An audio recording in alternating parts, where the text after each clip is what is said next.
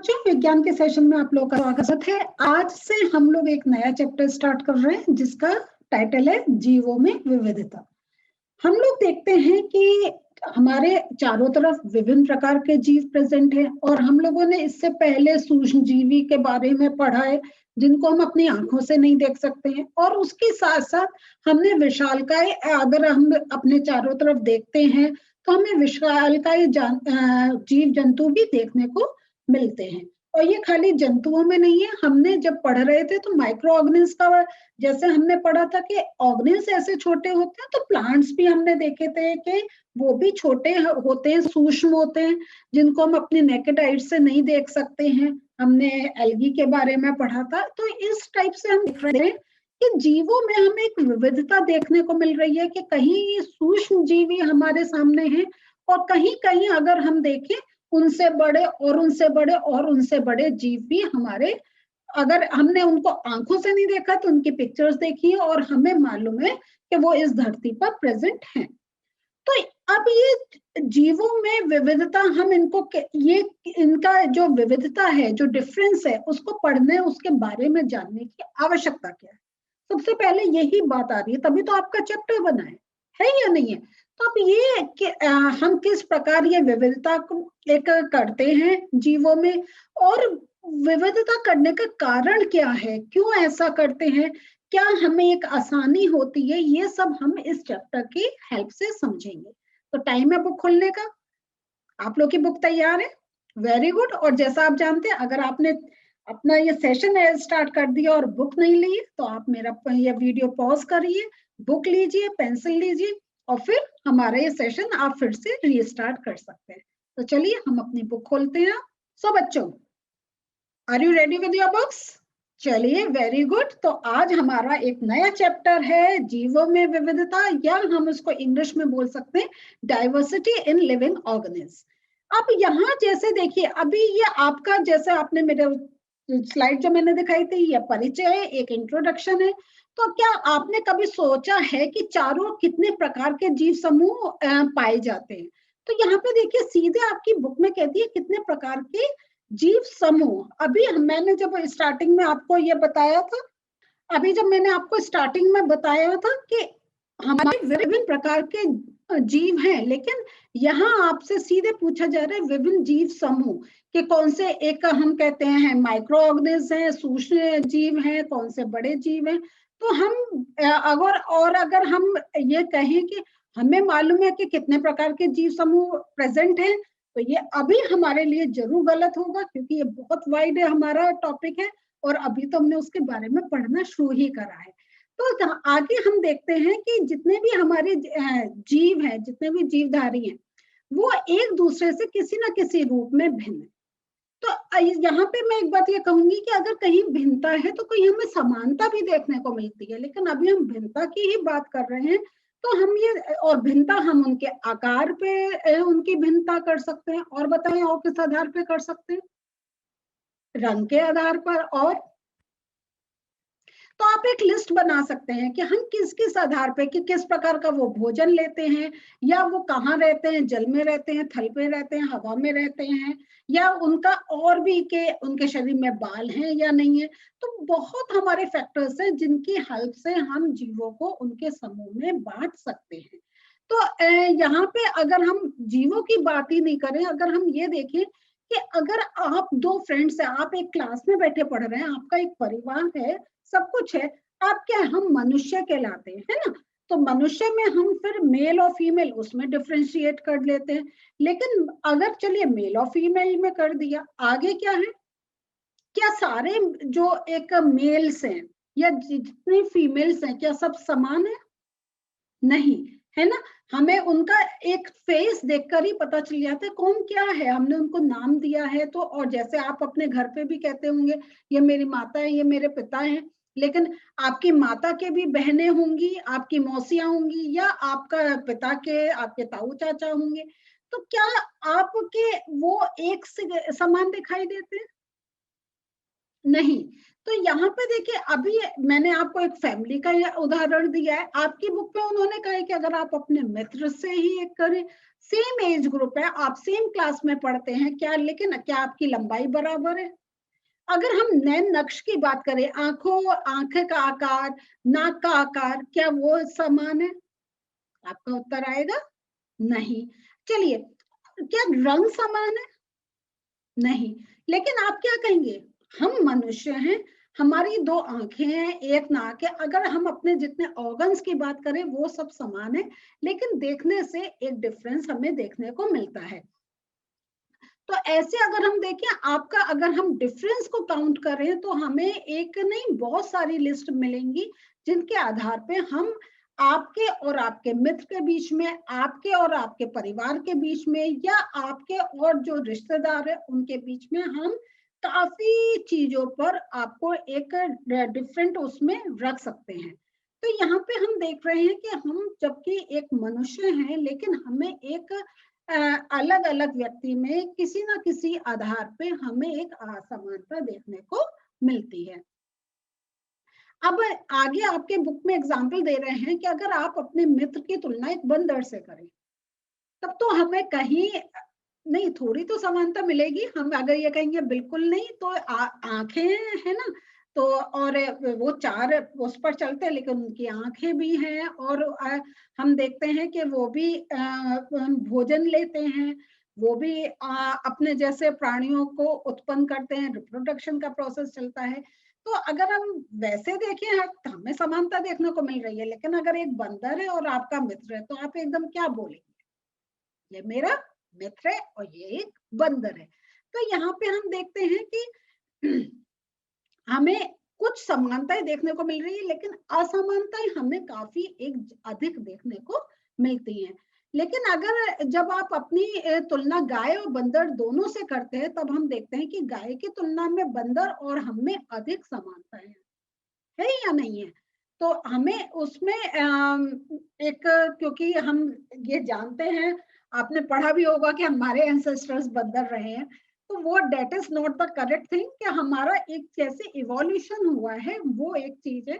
तो यहाँ पे हम ये देख रहे हैं कि अगर बंदर से कंपेयर करें, तो हमें एक समानता देखने को मिलती है कि अगर गाय से करें तो हमें काफी एक असमानता देखने को मिलेगी, क्योंकि गाय दूध देती है, गाय घास खाती है, लेकिन ना तो बंदर घास खाता, ना हम पर घास खाता।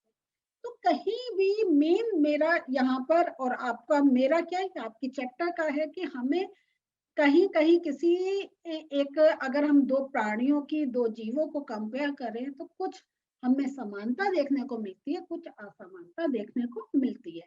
लेकिन ये हम समानता असमानता की बात क्यों कर रहे हैं? क्योंकि हमारा जो अगर हम अपने बुक के जो चैप्टर है उसके टाइटल पे देखें, तो हमें बात करनी है जीवों में विविधता पे, कि डिफरेंस कहाँ पर है और क्यों हम इसके बारे में पढ़ना चाह रहे हैं। तो चलिए, अभी तो हमने बंदर गाय अपने को कंपेयर कर लिया है। आगे अगर देखते हैं कि गाय, एक अगर हम देखें देशी गाय, एक देखें जर्सी गाय, तो यहाँ पे वो एक विदेशी गाय देखें, या अगर हम देखें तो एक गाय आपकी एक जो बिल्कुल प्लेन्स रीजन में, एक कोई बहुत पहाड़ों वाले रीजन में है, हमें एकदम देखने को डिफरेंस मिल जाता है। जबकि हम कहेंगे गाय है और उसकी बहुत कुछ कैरेक्टरिस्टिक सेम होंगी, वो दूध देगी, सब कुछ करेगी, लेकिन उसके आकार में, उसके अगर हम कहें सींगों के आकार के आधार पर, उसकी पूंछ के आधार पर, या अगर उसके शरीर पर उसके बालों के आधार पर हम डिफरेंस कर सकते हैं।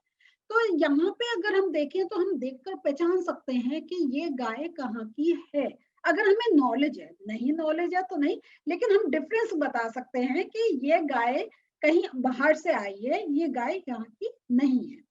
तो अब हम लोगों को तय करना है कि कौन से, ये देखिए अब बहुत इंपॉर्टेंट पॉइंट है, कि कौन से विशिष्ट लक्षण वांछित समूह के जीवों के लिए अधिक महत्वपूर्ण है। तो कौन से हम ऐसे लक्षणों को पहचाने कि हम उनको एक समूह में रख सके, कि अगर ये वाले लक्षण है तो ये जीव इस समूह में रहेंगे, और ये पर्टिकुलर लक्षण है तो वो पर्टिकुलर जीव उस समूह में रहेंगे। तो इसके बाद ही हम ये तय करेंगे कि लक्षणों को छोड़ा भी जा सकता है कि किन लक्षण, तो अभी मेन देखना है हमें कि किनको हम एक कॉमन लक्षण को लेकर एक आधार बनाना है और किनको हम एक अवॉइड कर सकते हैं कि वो इतना वेटेज नहीं रखते हैं। तो यहाँ पे अगर हम आगे देखते हैं कि पृथ्वी पर रहने वाले जीवों के विभिन्न समूहों के बारे में अगर हम सोचते हैं, तो यहाँ पे जैसा मैंने आपको थोड़ी देर पहले कहा था कि हमने ये भी देखा है कि सूक्ष्मदर्शी से देखने वाले, या अगर हम कहीं सूक्ष्म जीव या माइक्रो ऑर्गेनिज्म जिनको बोलते हैं, तो वो भी हमारे इस धरती पर प्रेजेंट है कि जिनका आकार माइक्रोमीटर में है, कि जब सूक्ष्मदर्शी से देख रहे हैं तो नेचुरल है कि हम उनको अपनी आंखों से नहीं देख सकते हैं। लेकिन हमने 30 मीटर लंबे नीले व्हेल के बारे में भी पढ़ा हुआ है, और कैलिफोर्निया में के 100 मीटर लंबे रेडवुड पेड़ के बारे में भी मतलब ये एक हमारी इस धरती पर प्रेजेंट है। और अगर आप चाहें तो ये आप थोड़ा गूगल कर सकते हैं, इनकी फोटो देख सकते हैं। कभी कभी ऐसे थोड़ा सा अगर हम सर्च करते हैं हमें बहुत और नॉलेज मिलती है, तो आप देख सकते हैं कि इतने विशालकाय अगर कहें हमारे इस धरती पर एक जीव जंतु है। और यहाँ पे तो अगर 100 मीटर लंबे रेडवुड पेड़ की बात कर रहे हैं, तो ये तो एक विशालकाय, तो ये लेकिन हाँ ये हम इनको सजीवों में जरूर रख सकते हैं, लेकिन जीव नहीं, ये पेड़ पौधों में आ जाते हैं। तो कुछ अब हम जैसे जीवों की बात कर रहे हैं तो पेड़ों की बात करते हैं, कि जैसे हमने ये एक बड़े पेड़ की विशालकाय पेड़ की बात करी है, तो कुछ चीड़ के वृक्ष हजारों वर्ष तक जीवित रहते हैं, और लेकिन कुछ कीट और मच्छर जो होते हैं उनका जीवन काल बहुत एक छोटा होता है, एक छोटी सी लाइफ साइकिल होती है और उसमें वो एक खत्म हो जाते हैं। फिर हम देखते हैं कि अब यहाँ पे देख रहे हैं कि हम विविधता कितने प्रकार की देख रहे हैं, कि अभी हम जीवों की देख रहे थे, अब हम देख रहे हैं कि हम जीवन पेड़ों में भी है, जीवन पेड़ पौधों में भी है। तो हम अगर जीवन की बात करें कि कौन से जीव और निर्जीव है, तो वो एक ग्रुप हो जाएगा। लेकिन जीव में फिर हम पेड़ और जीवों के डिफरेंस करेंगे, तो क्या कौन अपना भोजन स्वयं बना सकते हैं, कौन उन पर निर्भर होते हैं, अपने भोजन के लिए वो स्वयं नहीं बना सकते। तो हमें अलग अलग आधार मिल रहे हैं जिनकी बेसिस पे हम एक ग्रुप्स बना सकते हैं। आगे हम देखते हैं कि जैव विविधता रंगीन जीवधारियों, पारदर्शी कीटों और विभिन्न रंगों वाले पक्षियों, फूलों में भी पाई जाती है। कि रंग के आधार पर देखते हैं, कीटों को देखते हैं। तो अगर हम विविधता की बात करें तो कितना हम 1 घंटे विविधता के ऊपर बात कर सकते हैं। तो लेकिन मेन आप ये समझ लीजिए कि विविधता भी है और समानता भी है। अगर हम अपने चारों ओर की असीमित विभिन्नता को विकसित होने में हम ये जानते हैं कि ये जो हमें विभिन्नता देखने को मिल रही है, इसमें जो एक ये विविधता डेवलप हुई है, इसमें लाखों वर्ष का समय लगा। ये आज का नहीं है, क्योंकि तभी अगर आप पढ़ेंगे तो हम, और थोड़ा सा हम लोगों ने पहले पढ़ा हुआ है कि कैसे एक हुआ, कैसे हमारा डेवलपमेंट हुआ है। हम मनुष्य एकदम नहीं बने हैं, और इस धरती पे जीवन भी क्या एक माइक्रो ऑर्गेनिज्म से हुआ। आप जानते हैं एक कोशिकीय जीव से स्टार्ट हुआ और फिर वो बहुकोशिकीय होते चले गए। तो ये जो डेवलपमेंट हुआ है ये एक लाखों वर्ष लगे हैं। अब अगर हमें इस डेवलपमेंट के बारे में समझना है, तो क्या एक मनुष्य का इतना जीवन काल होता है कि वो पूरा एनालाइज कर सके एक एक समय को, वो उसको उस वे में एक सोचे? ऐसा पॉसिबल नहीं है, क्योंकि किसी भी मनुष्य का जीवन काल एक छोटा होता है। और उसमें भी अगर हम देखें तो अध्ययन अगर हम देखें तो 20 वर्ष से पहले तो कोई साइंटिस्ट किसी को रिसर्च में इंटरेस्ट नहीं होता, और फिर उसको अगर देखें तो 25 से 30 साल होते हैं जिसमें उसको पूरा स्टडी करना है, जो लाखों वर्ष पे का जब एक किसी चीज का डेवलपमेंट का समय लगा है, तो हम लाखों वर्ष उस एनालिसिस पर नहीं लगा सकते। हमें जीवों की विविधता समझने के लिए उनको एक ग्रुप्स में कुछ एक आधार बना के स्टडी करना होगा, तभी हम उनके बारे में जानकारी ले सकते हैं। तो इसके लिए क्या है, तो इसको अध्ययन करने के लिए क्या होगा कि इसकी जगह हम क्या करेंगे, जीवधारियों की समानता का अध्ययन करेंगे, जिससे कि हम उनको विभिन्न वर्गों में रख सकें कि क्या क्या समानता है। तो अच्छा, हमने ये पर्टिकुलर एक एक्स कोई जीव है, उसमें ये कैरेक्टर है, वाई कोई जीव है उसमें ये कैरेक्टर्स है। इस टाइप से लिस्ट हमारे जो साइंटिस्ट हैं उन लोगों ने बनाई, रिसर्चर्स ने बनाई, और फिर देखा कि अच्छा ये वाला जीव में भी ये एक हमने कैरेक्टरिस्टिक्स देखे और दूसरे वाई में भी देखे, तो हम इनको एक ग्रुप में रख दे रहे हैं। तो हम जब उनके बारे में स्टडी करना चाहेंगे तो हम एक कॉमन बेस बना के उनके बारे में हम समझ सकते हैं। तभी तो है कि आपको पूरा जब आप आगे पढ़ते जाएंगे तो आपको पता चलेगा कि उनका क्या, वो किस प्रकार वातावरण में रहते हैं, उसका कारण क्या है और क्यों उनका उस टाइप का बिहेवियर है। तो ये सब जीवों को अध्ययन, जिनको इंटरेस्ट होता है वो उनके डिटेल अध्ययन करते हैं, और तभी उनको हम एक संरक्षण दे सकते हैं, उनको सुरक्षित रख सकते हैं।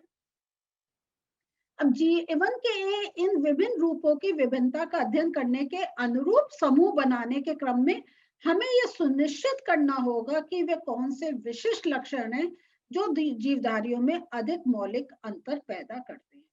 तो हम जहां समानता की बात कर रहे हैं वहां पे हमें ये भी देखना है कि वो कौन सी मौलिक वो कौन सी विशिष्ट लक्षण है जिनके कारण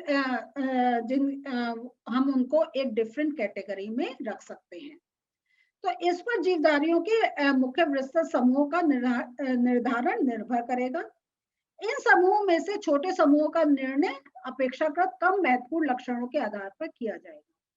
कि अब जब हम उनके सब ग्रुप्स बनाएंगे तो कौन से हमारे ऐसे लक्षण हैं कि किनको हम एक अवॉइड कर सकते हैं और किस बेसिस पे हम उसका एक सब ग्रुप बना सकते हैं। तो पहले बड़ा ग्रुप, फिर छोटा सब ग्रुप। तो इस प्रकार हमने पूरा अपने जितने हमारे ऑर्गेनिज हैं उनका क्लासिफिकेशन करा है। तो बच्चों आज हमने जो देखा है ये एक इंट्रोडक्टरी पार्ट था। तो जो एक हमने डिस्कस करा उसका छोटा सा एक नोट मैं आपको दिखा के इस सेशन में को फिर मैं थोड़ा आगे कंटिन्यू करती हूँ। तो बच्चों जीवों में विभिन्नता का अध्ययन के जो इम्पोर्टेंट पॉइंट्स आज हमने देखे हैं वो है जीवन के विभिन्न रूपों की विभिन्नता का अध्ययन करने के लिए हमें समूह बनाने होंगे तथा हमें यह सुनिश्चित करना होगा कि कौन से विशिष्ट लक्षण जीवधारियों में अंतर पैदा करते हैं। फिर दूसरा जो इम्पोर्टेंट पॉइंट है आज का, इन समूहों में से छोटे समूहों का निर्णय अपेक्षाकृत कम महत्वपूर्ण लक्षणों के आधार पर हो। तो इस आधार पे हम जीवों में विभिन्नता का अध्ययन करेंगे। तो आज हम लोगों ने बच्चों ये समझा कि ये विभिन्नता जो है जीवों में एक होती है, लेकिन इसका अध्ययन हम किस आधार पर कर सकते हैं और क्यों हमें समूह में बांधना है। क्योंकि हमारा जो एक रिसर्च का वो एक कहीं बहुत कम टाइम पीरियड है जिसमें हमें बहुत इतने हमारे ऑर्गेनिज्म चारों अगर देखें अपने कि पूरा हमारे वर्ड में फैले हुए हैं, तो उनका एनालिसिस करने के लिए हमें उनको ग्रुप में बांधना होगा। तो वो आगे कैसे ग्रुप्स में जाएंगे, क्या होगा, इसको जैसे जैसे हम चैप्टर में आगे चलेंगे समझते जाएंगे। तो मिलते हैं नेक्स्ट सेशन में, इस चैप्टर को आगे बढ़ाएंगे। Okay bye.